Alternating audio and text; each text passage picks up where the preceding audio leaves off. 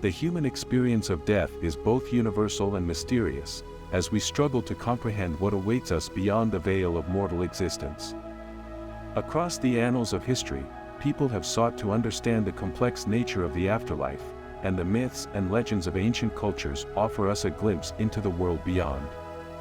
Enter the realm of Greek mythology, where the fate of the departed is ruled by an intricate web of gods and goddesses, and the soul's journey is fraught with perilous obstacles and hidden truths.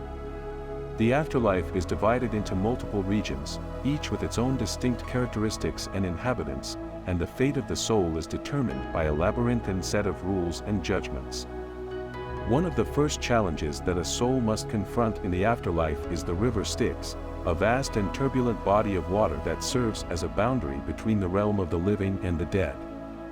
To cross the river, one must first encounter the enigmatic figure of Charon, the ferryman who guides the souls across the waters of the Styx.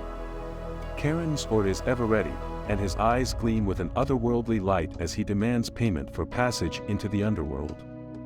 A coin, placed within the mouth of the departed before burial, is the required fee, and those who cannot pay are left to wander the shores for 100 long years, unable to cross to the other side. As we embark upon Charon's boat and set out across the murky waters, we cannot help but wonder what lies ahead. Will we be judged by the gods and goddesses and cast into eternal punishment, or rewarded with a place in the Fields of Asphodel? Or perhaps we shall be reborn, given another chance to live and strive once more.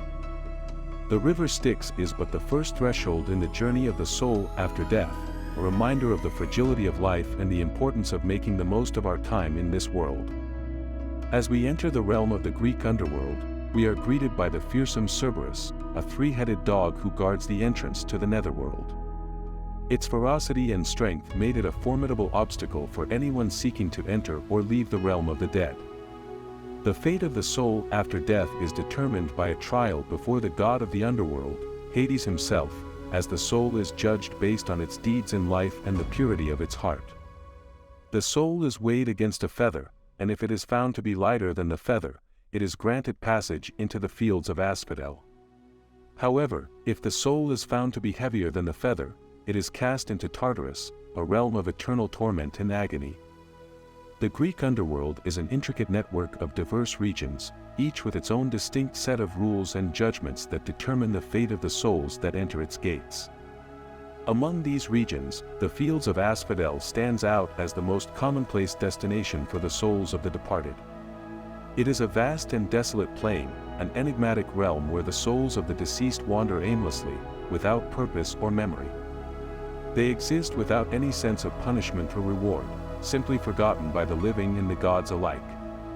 Despite its lack of grandeur, the Fields of Asphodel holds a prominent place in Greek mythology, serving as a poignant reminder that death is an inevitable and integral aspect of life.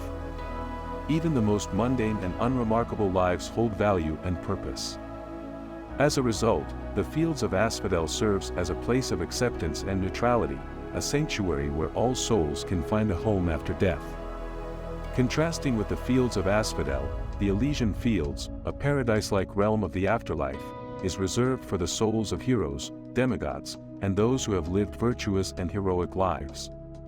It is a realm of everlasting happiness and contentment, where the blessed souls can relish in an afterlife of blissful existence. Those who reside in the Elysian Fields live in perpetual happiness and contentment, liberated from the cares and anxieties of mortal life. Their days are filled with leisurely pursuits, where they enjoy the company of other blessed souls, feasting on ambrosia and drinking nectar. Their lives are free from the constraints of mortality, allowing them to pursue their passions and interests without any fear of death or aging.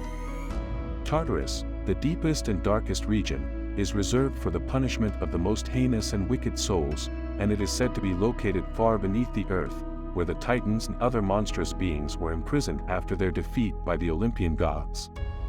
In Tartarus, the punishments inflicted on the souls of the wicked were severe and cruel, and they were designed to fit the nature of their crimes. Some of the punishments inflicted in Tartarus included being thrown into a pit of fire, being eaten alive by a monstrous beast, or being forced to carry a boulder up a hill, only to have it roll back down again for all eternity. The pain and suffering inflicted on the souls in Tartarus were said to be unimaginable and never-ending, making it one of the most feared destinations in the Greek underworld. But not all souls faced punishment or reward in the afterlife. For some, there was the possibility of reincarnation, a chance to start anew and redeem themselves.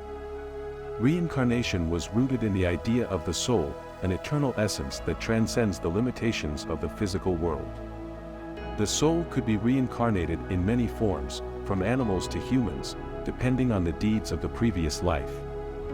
However, the process of reincarnation was not automatic, but rather, it required the intervention of the gods. The goddess of childbirth, Elythia, was responsible for deciding which souls were worthy of reincarnation and which were not.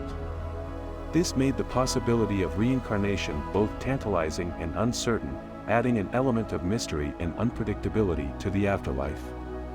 The underworld is a place of enigma and amazement, a realm that symbolizes the intricacies of the human condition. It prompts us to contemplate the interconnectedness of our choices and actions, and the reverberating effects they can have on the world around us. Yet, amidst the darkness and despair of the underworld, there is a glimmer of light, a flicker of hope that reminds us of the beauty and significance of life. It is a reminder that death need not be feared, for it is merely a transition to a new phase of existence. So let us not fear the underworld, but embrace it as a reminder of the preciousness of life. Let us live with intention and purpose, and strive to leave behind a legacy that will endure long after we are gone.